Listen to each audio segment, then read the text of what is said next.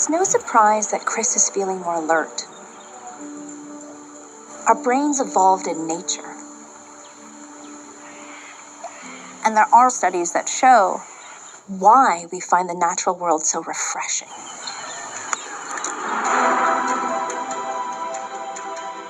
Research suggests that when we're in urban settings, all the man-made visual patterns, intrusive noises, and distractions take a lot of mental energy for key parts of the brain to process. Which means that memory, problem-solving, and concentration all take a hit.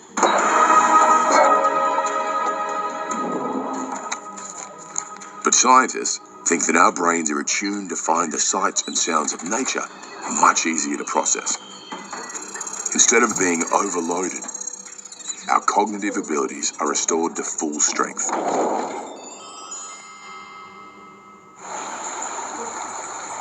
And that's not all. Spending time in nature also lowers stress, which is good for our Alzheimer's risk and our longevity. In fact, just a 20-minute stroll in the park without checking your cell phone has been shown to significantly reduce levels of the stress hormone cortisol. Sure you don't want to leave? I'll leave. Fine.